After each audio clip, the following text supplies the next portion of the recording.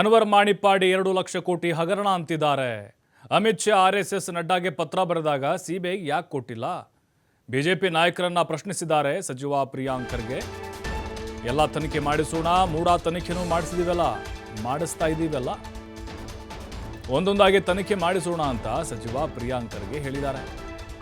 ಯಾಕೆ ಹಾಗಾದರೆ ಆರ್ಎಸ್ಎಸ್ನವ್ರಿಗೆ ಈಗ ನಡ್ಡಾಗೆ ಪತ್ರ ಬರೆದಾಗ ನೀವ್ಯಾಕೆ ಸಿಬಿಐ ಕೊಟ್ಟಿಲ್ಲ? ಇದು ಪ್ರಿಯಾಂಕ್ ಖರ್ಗೆ ಅವರ ಪ್ರಶ್ನೆ. ನಿನ್ನೆ ಕೂಡ ಅವರು ವಿಡಿಯೋವನ್ನು ರಿಲೀಸ್ ಮಾಡಿದ್ರು, ಅನ್ವರ್ ಮಾಣಿಪ್ಪಾಡಿ ಬಿಜೆಪಿ ಮೇಲೆ ಮಾಡಿದ್ದನ್ನು.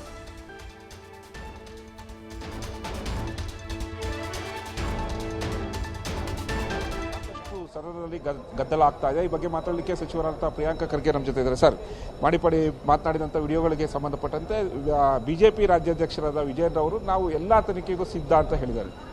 ಭಾಳ ಸಂತೋಷ.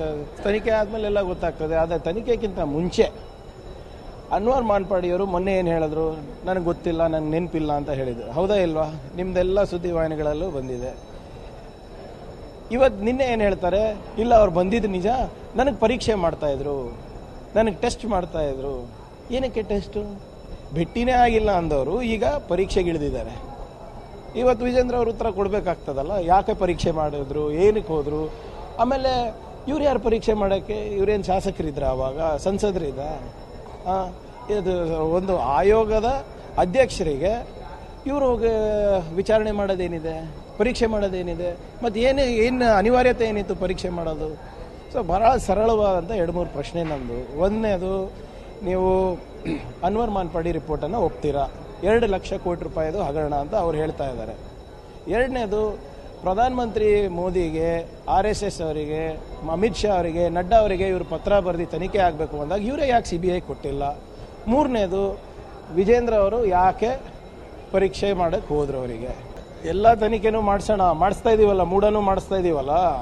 ನಾನು ಕೇಳ್ತಾ ಇರೋದು ಇಷ್ಟೇ, ಇದು ನೀವು ಕ್ರೊನಾಲಜಿಕಲಿ ಬರೋಣ ಒಂದೊಂದಾಗಿ. ನಿಮ್ದು ಫಸ್ಟ್ ಇದೆ ಅಲ್ವಾ, ನಿಮ್ದು ಫಸ್ಟ್ ಮಾಡೋಣ, ಆಮೇಲೆ ನಮ್ಗೆ ಉತ್ತರ ಬೇಡ ಸ್ವಾಮಿ.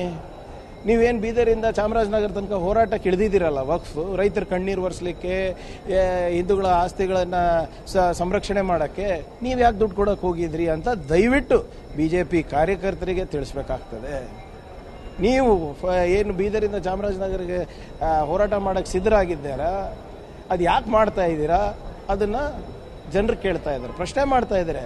ನೀವು ಹೋಗಿದ್ದು ನಿಜಾನಾ, ನೀವು ಪರೀಕ್ಷೆ ಮಾಡಿದ್ದು ನಿಜಾನಾ ಅಂತ. ಸೊ ದಯವಿಟ್ಟು ಫಸ್ಟ್ ಅಲ್ಲಿ ಉತ್ತರ ಕೊಟ್ಬಿಟ್ಟು ಆಮೇಲೆ ತನಿಖೆನಲ್ಲಿ ಏನು ಹೊರಗೆ ಬರ್ತದೆ ಅದು ಸರ್ಕಾರ ನೋಡ್ಕೊಳ್ತದೆ. ನಾವು ಹಿಟ್ ಅಂಡ್ ರನ್ ಮಾಡ್ತಾ ಇಲ್ಲ, ಕಾಂಗ್ರೆಸ್ ನಾಯಕರು ಮಾಡ್ತಾ ಇರೋದು ಇಲ್ಲ ಸಲ್ಲದ ಆರೋಪವನ್ನು ಹೊರಿಸಿ ಅವ್ರು ಹಿಟ್ ಅಂಡ್ ರನ್ ಮಾಡ್ತಾ ಇದ್ದಾರೆ ಅಂತ ಅವ್ರ ಆರೋಪ ಹೇಳ್ತಾರೆ. ತಾವು ನಂಬ್ತೀರಾ?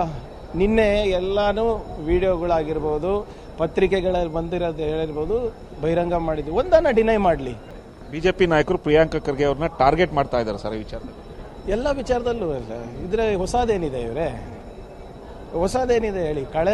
ಈಗ PSI ಹಗರಣ ಆಗೇ ಇಲ್ಲ ಅಂತ ಹೇಳಿದ್ರು. ಏನೇನು ಮಾಡಿದ್ದಾರೆ? ನನ್ನ ವಿರುದ್ಧ ಯಾರು ಸರ್ ನಿಂತಿದ್ದು ಕ್ಯಾಂಡಿಡೇಟು? ಒಬ್ಬ ಅಕ್ಕಿ ಕಳ್ಳ. 40 ಕೇಸ್ ಇದ್ದವರು. ಯಾರು ಹಾಕಿದ್ದು 40 ಕೇಸು? BJP ಅವರೇ. ಸೊ ಇವಾಗ ಮೊನ್ನೆ ನಮ್ಮ ಸಹೋದರರ ವಿಷಯ ತಗೊಳ್ಳಿ, ಏನಿತ್ತು ಅದರಲ್ಲಿ? ಏನೂ ಇರಲಿಲ್ಲ. ನಾವು ಹಿಟ್ ಆ್ಯಂಡ್ ರನ್ ಮಾಡ್ತಾಯಿದ್ವಿ, ಅವ್ರು ಹಿಟ್ ಆ್ಯಂಡ್ ರನ್ ಮಾಡ್ತಾಯಿದ್ರು. ಆಮೇಲೆ ಇವ್ರ ಹತ್ರ CBI, IT, ED, Modi, Shah ಎಲ್ಲ ಇದ್ದಾರಲ್ಲ, ಇವರೇ ಚೂ ಬಿಡಲಿ, ಅದಕ್ಕೇನಿದೆ ಅಂತ. ಇದಿಷ್ಟು ಸಚಿವ ಪ್ರಿಯಾಂಕ್ ಖರ್ಗೆ ಅವರ ಮಾತಾಗಿತ್ತು. ಕ್ಯಾಮ್ರಾ ಪರ್ಸನ್ ಸಿಂಜು ಜೊತೆ LN ಸ್ವಾಮಿ, TV5 ಬೆಳಗಾವಿ.